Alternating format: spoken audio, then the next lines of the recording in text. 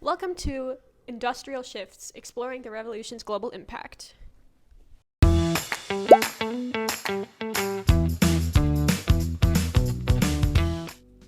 Just a singer name. I'm Emma. I'm Madison. And I'm Ella. And in this video, we'll be discussing the impacts of the Industrial Revolution around the world. What were the positives and what were the negatives? The Industrial Revolution was a period of major technological and economic change that began in Britain in the 18th century. It vastly transformed societies from their agricultural roots to industrial and from home-based production to mass production in factories. There were also large impacts in societies and industries. Let's start with the Second Industrial Revolution. This process occurred roughly from the 18th century to the early 20th century, marked by the widespread use of electricity, steel production, chemical processes, and new inventions like the telephone and automobile, which led to significant changes in society and the economy across the globe. It also is sometimes referred to as the Technological Revolution. Significant things like steel, chemicals, and electricity led to new possibilities in production and transportation, mainly because they allowed technology to advance to more productive and cost-effective ways. The Bessemer process, which was used in the construction of steamships and railroads, made steel stronger and more durable. It also made steel cheaper and more available. Electricity allowed for factories to be built on a larger scale and made production more efficient, and allowed consistent machinery that increased production capacity. It also allowed for longer work hours because lights could be turned on and people could see after dark. The use of chemicals was helpful in the use and creation of synthetic dyes, fertilizers, explosives, manufacturing processes, and medicine. Synthetic dyes were beneficial to the textile industry because it allowed textiles to be made in vibrant colors which appealed to many consumers back then and today. Elements like sulfuric acid were beneficial to the military through manufacturing explosives. Advancements in transportation and communication, like steamships and railroads, affected internal and external migration in the 19th century by making it more widespread and allowing people's worlds to grow metaphorically through globalization, because it offered easier transportation and communication. The steamship made it easier to travel overseas, improving access to transcontinental travel, which made things like colonization and trade easier, because people could get places faster with less fatalities because their ships didn't rely just on wind and prayers. The railroad allowed people to travel across long land distances and carry more things with them. People could actually leave the places they grew up and see more of the world, which contributed to globalization as well. The telegraph was an invention that allowed people to communicate over long distances, similar to the modern-day telephone. This reduced the amount of time it took for information to travel because people didn't have to wait for their letters to be carried by a pigeon or however else they sent their mail. As you may already know, industrialization began with Europe, and it didn't take long for those influences to spread to Russia and the United States. Not limited to those countries, everywhere industrialization reached saw a rapid increase in new technology and sources of energy that subsequently increased production and began urbanization processes. Industrialization efforts in the United States largely exploded due to the Civil War. It had a large size and abundant resources to begin industrializing. Various industries began sprouting within the state, including steel manufacturing and electrical power companies. Railroads rapidly developed and brought even the most remote parts of the country into a national market economy. The government was also important in this process. They offered tax breaks, granted large amount of public land to railroad companies, and not majorly regulate industries, promoting the growth of various business enterprises like the U.S. Steel Corporation. Also in the U.S. for the first time began new uses of mass production techniques such as interchangeable parts or assembly lines.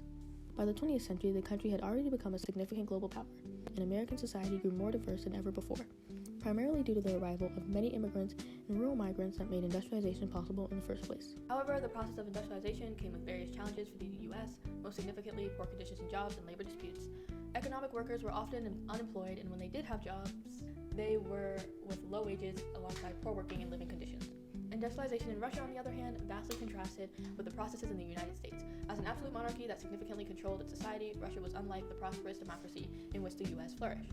In the beginning of the 1900s, they were not yet industrializing, led by a Tsar of unchecked rule. Russia's industrialization was initiated by the state in an attempt to catch up with the already industrialized states.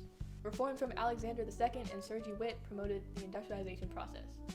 In this process, serfs were freed, resulting from military defeats in the Crimean War. Serfdom was often seen as incompatible with modern civilization and the development of the country. Thus, state-directed industrial development began in the 1860s and was rapidly growing in just 30 years. They primarily focused on the railroads and heavy industry, supported by foreign investment. Investing in their Trans-Siberian Railway, transportation of goods and raw materials across its vast territory was largely facilitated.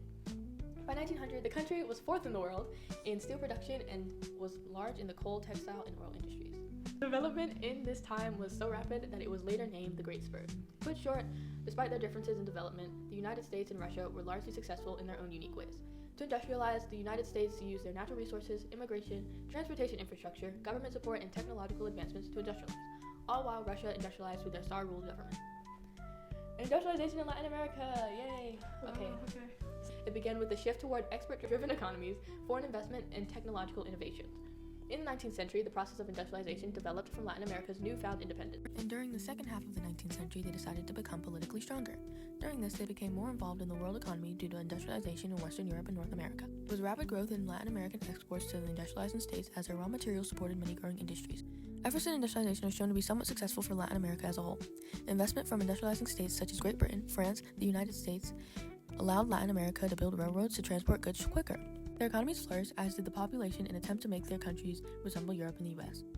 Urbanization also rapidly progressed. By the 20th century, one scholar recorded, streetcars swayed, telephones jangled, and silent movies flickered from Montevideo and Santiago to Mexico City. The industrialization primarily benefited those in the upper class, like landowners, and middle class, like lawyers or merchants, who were more significant in society. Meanwhile, the larger lower class was mostly impoverished, living in more rural areas.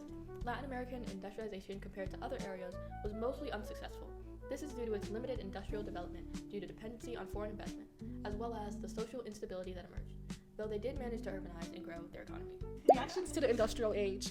Okay, so during the Industrial Revolution, capitalism really took off. Like, basically, that means that private companies oversaw making money. However, this also created extensive problems, including but not limited to a huge contrast between the rich and poor. Very resilient jobs and workers getting taken advantage of and subjected to mistreatment. Some complaints against capitalism included the long work hours, typically 12 to 16 hours a day, low wages, child labor, unsafe factory environments, and rich factories were getting richer while workers remained poor.